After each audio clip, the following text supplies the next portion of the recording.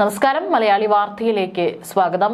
തുടക്കത്തിൽ തന്നെ പലപ്പോഴും പറഞ്ഞിട്ടുള്ള കാര്യങ്ങൾ തന്നെയാണ് സംഭവിക്കുന്നത്. അതായത് ശബരിമലയിൽ നടന്നിട്ടുള്ള കിലോ കണക്കിന് സ്വർണ്ണക്കൊള്ളയിൽ ഈ പറയുന്ന ഉണ്ണികൃഷ്ണൻ പോറ്റി ഒരു നത്തോലി മാത്രമാണ്. മറ്റുള്ള അതിന് പിന്നിലെ വമ്പൻ സ്രാവുകൾ ഇപ്പോഴും സുഖവാസത്തിൽ തന്നെ കഴിയുകയാണ്. അവരാരൊക്കെയാണ് എന്നുള്ളതാണ് ഇനി പുറത്തു വരേണ്ടത്.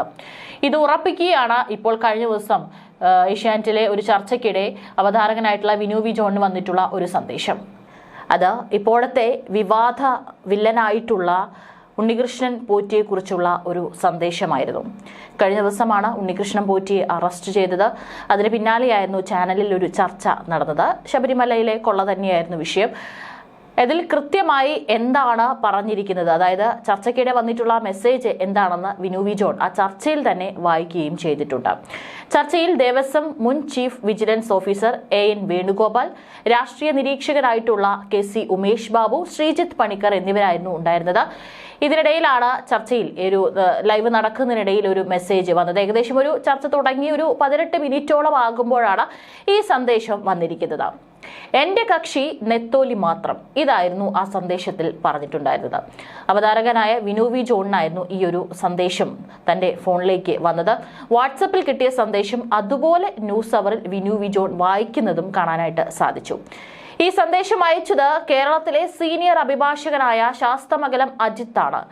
ഏറെ പരിചയമുള്ള അഭിഭാഷകൻ. സ്വർണ്ണക്കൊള്ളക്കേസിലെ ഉണ്ണികൃഷ്ണൻ പോറ്റിയുടെ അഭിഭാഷകനാണ് ശാസ്തമംഗലം അജിത്ത്. എന്നെ കുടുക്കിയവരെ നിയമത്തിന് മുന്നിൽ എത്തിക്കും. പോലീസ് കസ്റ്റഡിയിലുള്ള ഉണ്ണികൃഷ്ണൻ പോറ്റി ഇങ്ങനെ വിളിച്ചു പറയാൻ കാരണം എന്താകും എന്ന ചർച്ചകൾക്കിടയിലാണ് ശാസ്തമംഗലം അജിത്തിന്റെ സന്ദേശവും എത്തുന്നത്. അത് കൃത്യമായിട്ട് ആരാണ് സന്ദേശം അയച്ചിരിക്കുന്നത്, ആ സന്ദേശത്തിൽ എന്താണ് പറഞ്ഞിരിക്കുന്നത് എന്നുള്ളതും വിനു വി ജോൺ ആ ചർച്ചയ്ക്കിടെ തന്നെ പറഞ്ഞിട്ടുണ്ട്. തീർത്തും അസാധാരണമാണ് ഈ സന്ദേശം. പരസ്യ ഭീഷണിയായോ കവർച്ചയുടെ പങ്ക് കിട്ടിയവർക്കുള്ള മുന്നറിയിപ്പായോ ഇതിനെ വ്യാഖ്യാനിക്കാമെന്നാണ് ചർച്ചയ്ക്കിടെ തന്നെ അവർ വിലയിരുത്തുന്നത്. ഏതായാലും വിനു വി ജോണിന്റെ ഫോണിലേക്കാണ് എന്റെ കക്ഷി വെറും നത്തോലി മാത്രം എന്നുള്ള സന്ദേശം എത്തുന്നത്. ഒരു സിനിമാ പേരാണ് ഓർമ്മ വരുന്നത്, നത്തോലി ഒരു ചെറിയ മീനല്ല എന്നുള്ളത്. അതായത് ഉണ്ണികൃഷ്ണൻ പോറ്റി ഇപ്പോൾ ഒരു നത്തോലി ആണെങ്കിൽ അതിന് പിന്നിലുള്ള വമ്പൻ സ്രാവുകൾ ആരാണ്, അതായത് ഒരു വമ്പൻ സ്രാവുകൾ തന്നെ അതിന് പിന്നിൽ ഉണ്ട് എന്നുള്ളതാണ് കൃത്യമായിട്ട് ഈ സന്ദേശത്തിൽ നിന്ന് നമുക്ക് മനസ്സിലാക്കാനായിട്ട് സാധിക്കുന്നത്. പലപ്പോഴും ഉണ്ണികൃഷ്ണൻ പോറ്റി മാധ്യമങ്ങളെ കാണുമ്പോൾ, അതായത് ഈ വിവാദം തുടങ്ങിയപ്പോൾ മുതൽ പലപ്പോഴും മാധ്യമങ്ങളെ കാണുമ്പോഴൊക്കെ തന്നെ വളരെ ഒരു പുച്ഛഭാവം അല്ലെങ്കിൽ അദ്ദേഹത്തിന്റെ ഒരു ബോഡി ലാംഗ്വേജിൽ നിന്നൊക്കെ തന്നെ നമുക്ക് മനസ്സിലാക്കാൻ സാധിക്കുന്നത് എനിക്കൊന്നും സംഭവിക്കാൻ പോകുന്നില്ല, അഥവാ ഞാൻ അറസ്റ്റിലായാലും എന്നെ രക്ഷിക്കാൻ ഒരുപാട് ആൾക്കാരുണ്ട്, ഇതൊന്നും തന്നെ ഒരു വലിയ സംഭവമായി ആവാൻ പോകുന്നില്ല. എത്രയേറെ വിശ്വാസി സമൂഹത്തെയാണ് ഇത്തരത്തിൽ ഒരു വ്രണപ്പെടുത്തിക്കൊണ്ടുള്ള ആ ഒരു ഉണ്ണികൃഷ്ണൻ പോറ്റിയുടെ ബോഡി ലാംഗ്വേജ് ഒക്കെ കാണുമ്പോൾ ഒരു തരത്തിലുള്ള ഭയമോ അല്ലെങ്കിൽ ഒരു കുറ്റബോധമോ ഒന്നും തന്നെ ആ വാക്കുകളിൽ ഉണ്ടായിരുന്നില്ല എന്നുള്ളത് വ്യക്തമാണ്. അത് തന്നെയാണ് ഈ സന്ദേശം ഇപ്പോൾ ഉറപ്പിക്കുന്നത്. കാരണം എന്റെ കക്ഷി ഒരു നത്തോലി മാത്രമാണ്, അതായത് ഉണ്ണികൃഷ്ണൻ പോറ്റി ഒരു നത്തോലി മാത്രമാണ്. അതിന് പുറകിലുള്ള വമ്പൻ സ്രാവുകൾ അവിടെ തന്നെയുണ്ട്, സുരക്ഷിതമായി അവിടെ തന്നെയുണ്ട്. അത് ആര്, എവിടെയാണ് അവരെ ഉള്ളത് എന്നൊക്കെയാണ് ഇനി അറിയാനുള്ളത്.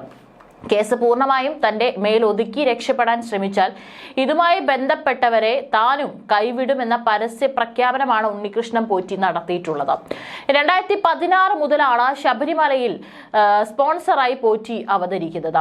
ദേവസ്വത്തിന്റെ രേഖകളിൽ മാത്രമാണ് പലപ്പോഴും പോറ്റി സ്പോൺസർ. സ്വർണവും പണവും മുടക്കുന്നത് കർണാടകയിലെയും ആന്ധ്രയിലെയും ഭക്തരാണ്. ഇതിൽ വമ്പൻ സ്വർണ്ണ കടമുതലാളിമാരുണ്ട്. ഒരു മുൻ മന്ത്രി പോറ്റിയുടെ സഹായവും വാങ്ങിയിട്ടുണ്ട്. പോറ്റി നടത്തിയ പല സമർപ്പണങ്ങളിലും ശബരിമലയ്ക്ക് നൽകാൻ ഭക്തർ നൽകിയ സ്വർണം വരെ പോറ്റി കൈവശപ്പെടുത്തിയെന്നും അന്വേഷണത്തിൽ കണ്ടെത്തിയിരുന്നു. ഉണ്ണികൃഷ്ണൻ പോറ്റിയെ സഹായിച്ചവരെല്ലാം ഇപ്പോൾ കരുതലിലാണ്. കേസിൽ കൂടുതൽ അറസ്റ്റ് ഉണ്ടാകുമെന്നാണ് സൂചന. ഇതെങ്ങനെയാണ് മോഷണമാവുന്നത്, കൊള്ളയല്ലേ നടന്നത്? അധികാരവർഗത്തിന്റെ പൂർണ്ണ സമ്മതം ഇതിന് പിന്നിലുണ്ട്. കാരണം ആഗോള അയ്യപ്പ സംഗമം തകർക്കാനാണ് ഈ പോറ്റിയെ വെച്ചുള്ള ആരോപണം എന്ന് പറഞ്ഞത് മുഖ്യമന്ത്രിയും CPM സെക്രട്ടറിമാരുമാണ്. ഏതായാലും ഇത് വെറും നത്തോലി മാത്രമാണ്. ഇതിനുള്ള വമ്പൻ സ്രാവുകൾ ആരൊക്കെയാണ് എന്നുള്ളതാണ് ഇനി വല വിരിച്ച് SITക്ക് അടക്കം അവരെ പിടിക്കാനുള്ളത്. നിറം മങ്ങിയതിന്റെ പേരിൽ സ്പെഷ്യൽ കമ്മീഷണറെ അറിയിക്കാതെ കഴിഞ്ഞ മാസം ദ്വാരപാലക ശില്പത്തിൽ നിന്നും അഴിച്ചെടുത്ത 12 സ്വർണ്ണപ്പാളികളും ഇന്നലെ പുനഃസ്ഥാപിച്ചിരുന്നു. തുലാമാസ പൂജകൾക്കായി വൈകുന്നേരം നട തുറന്ന ശേഷമാണ് പുതുതായി സ്വർണം പൂശി സ്ട്രോങ് റൂമിൽ സൂക്ഷിച്ചിരുന്ന സ്വർണ്ണപ്പാളികൾ ശ്രീകോവിലിന് മുന്നിൽ എത്തിച്ചത്. തുടർന്ന് 1 മണിക്കൂറിനുള്ളിൽ ദ്വാരപാലക ശില്പങ്ങളിൽ പാളികൾ സ്ഥാപിച്ചു. 2019 ഉണ്ണികൃഷ്ണൻ പോറ്റി ദ്വാരപാലക പാളികളിൽ ചെന്നൈ സ്മാർട്ട് ക്രിയേഷൻസിൽ എത്തിച്ച് സ്വർണ്ണ കവചം അഴിച്ചുമാറ്റിയ ശേഷമാണ് സ്വർണം പൂശിയത്. കേവലം 5 വർഷം കഴിഞ്ഞതോടെ പാളികളുടെ നിറം മങ്ങിയതിനെ തുടർന്നാണ് കഴിഞ്ഞ മാസം അഴിച്ചെടുത്ത് വീണ്ടും സ്വർണം പൂശാനായി പോറ്റി ചെന്നൈ സ്മാർട്ട് ക്രിയേഷനിൽ എത്തിച്ചത്. 2016 മുതലുള്ള പോറ്റിയുടെ ഇടപാടുകൾ പരിശോധിച്ചാൽ LDF സർക്കാരിനും ഇത് വെല്ലുവിളിയാണ്. ഇടത് സർക്കാരിന്റെ കാലത്താണ് പോറ്റി സ്പോൺസറായി വിലസിയത്. ശബരിമല സ്വർണ്ണക്കൊള്ള നടത്തിയത് തിരുവിതാംകൂർ ദേവസ്വത്തിലെ ഉന്നതരുടെ ഒത്താശയോടെയാണെന്ന് ഉണ്ണികൃഷ്ണൻ പോറ്റിയുടെ മൊഴിയാണ് പ്രത്യേക അന്വേഷണ സംഘത്തിനുമുള്ളത്. ശബരിമല ദ്വാരപാലക ശില്പത്തിലെ സ്വർണ്ണപ്പാളിയും കട്ടിളയിലെ സ്വർണവും മാറ്റിയത് ദേവസ്വം ഉന്നതരുടെ ഒത്താശയോടെയാണെന്നും ഇതിനായി ഇവർ നടപടിക്രമങ്ങൾ പൂർത്തിയാക്കാൻ സഹായിച്ചെന്നും പോറ്റിയുടെ മൊഴിയിൽ പറയുന്നു. സഹായിച്ച ഉന്നതരെ കുറിച്ചുള്ള കൂടുതൽ വിവരങ്ങൾ വിശദമായ ചോദ്യം ചെയ്യലിന് ശേഷമാകും വ്യക്തമാകുക എന്നാണ് അന്വേഷണ സംഘം നൽകുന്ന സൂചന. സ്വർണ്ണക്കൊള്ള നടത്തിയതിൽ ചെന്നൈയിലെ സ്മാർട്ട് ക്രിയേഷൻസിന് പങ്കുണ്ടെന്ന് വ്യക്തമാക്കുന്ന മൊഴികളും ഉണ്ണികൃഷ്ണൻ പോറ്റി നൽകിയിട്ടുണ്ടെന്നാണ് വിവരം. സ്വർണം മോഷണം സംബന്ധിച്ച് വിവരമില്ലെന്നായിരുന്നു അന്വേഷണ സംഘം മൊഴിയെടുത്തപ്പോൾ സ്മാർട്ട് ക്രിയേഷൻസ് വ്യക്തമാക്കിയിരുന്നത്. ഉണ്ണികൃഷ്ണൻ പോറ്റിയുടെ മൊഴിയുടെ അടിസ്ഥാനത്തിൽ ഇക്കാര്യം പ്രത്യേക അന്വേഷണ സംഘം വിശദമായി പരിശോധിച്ച ശേഷമാകും തുടർ നടപടിയിലേക്ക് കടക്കുക. സ്വർണ്ണപ്പാളി കടത്തുന്നതിനായി കൂട്ടുനിന്ന ഉദ്യോഗസ്ഥരടക്കം 10 പേരെ പ്രതിയാക്കി പ്രത്യേക അന്വേഷണ സംഘം FIR രജിസ്റ്റർ ചെയ്തിരുന്നു. പ്രത്യേക അന്വേഷണ സംഘത്തിന്റെ കസ്റ്റഡിയിൽ വിട്ട ഉണ്ണികൃഷ്ണൻ പോറ്റിയിൽ നിന്ന് 2 കിലോ സ്വർണം കണ്ടെടുക്കാനുണ്ടെന്ന് റിമാൻഡ് റിപ്പോർട്ടിൽ പറയുന്നു. സ്വർണ്ണപ്പാളിയിൽ നിന്നും കൊള്ള നടത്തിയതിൽ 394.9 ഗ്രാം സ്വർണം മാത്രമാണ് ശബരിമലയിൽ തിരികെ എത്തിയത്.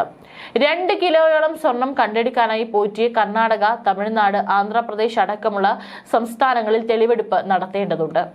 ഉണ്ണികൃഷ്ണൻ പോറ്റിയുടെ നടപടി ആചാര ലംഘനമാണെന്നും കൂട്ടുപ്രതികളുടെ പങ്കടക്കം വ്യക്തമാക്കണമെന്നും അറസ്റ്റ് റിപ്പോർട്ടിലും പറയുന്നു. ഇന്നലെ റാന്നിയിലെ കോടതിയിൽ നിന്ന് പത്തനംതിട്ട പോലീസ് ക്യാമ്പിൽ എത്തിച്ച ഉണ്ണികൃഷ്ണൻ പോറ്റിയെ വൈകുന്നേരത്തോടെ തിരുവനന്തപുരത്തെ ക്രൈംബ്രാഞ്ച് ഓഫീസിൽ തിരികെ എത്തിച്ച് ചോദ്യം ചെയ്യൽ ആരംഭിച്ചിട്ടുണ്ട്. ശബരിമല ദ്വാരപാലക ശില്പപാളികളിലെയും കട്ടിളപ്പടികളിലെയും സ്വർണം മോഷ്ടിച്ചതിൽ ദേവസ്വം ബോർഡ് ഉദ്യോഗസ്ഥർക്കും പങ്കുണ്ട്. എല്ലാവരെയും പ്രത്യേക അന്വേഷണ സംഘം അറസ്റ്റും ചെയ്യാനാണ് സാധ്യത. അത് വരും ദിവസങ്ങളിൽ ഉണ്ടാകുമെന്ന് തന്നെ പ്രതീക്ഷിക്കാം. പ്രതിപട്ടികയിൽ 2 മുതൽ 10 വരെയുള്ള ദേവസ്വം ബോർഡ് ഉദ്യോഗസ്ഥർക്ക് കൃത്യത്തിൽ പങ്കുണ്ടെന്ന് പ്രത്യേക അന്വേഷണ സംഘം റാന്നി മജിസ്ട്രേറ്റ് കോടതിയിൽ സമർപ്പിച്ച റിമാൻഡ് റിപ്പോർട്ടിലും പറഞ്ഞു. വൻ ഗൂഢാലോചനയാണ് നടന്നതെന്നും മുഖ്യപ്രതി തിരുവനന്തപുരം ചിറയൻകീഴ് പുളിമാത്ത് ഭഗവതി വിലാസത്തിൽ ഉണ്ണികൃഷ്ണൻ പോറ്റി 2 കിലോ സ്വർണമാണ് അപഹരിച്ചതെന്നും റിപ്പോർട്ടിൽ പറയുന്നു. ദേവസ്വം ബോർഡ് ഉദ്യോഗസ്ഥനായ മുരാരി ബാബുവിനെയും ഉടൻ അറസ്റ്റ് ചെയ്യും. ബംഗളൂരിലെ സ്വർണ്ണ മുതലാളിക്കെതിരെയും മൊഴിയുണ്ട്.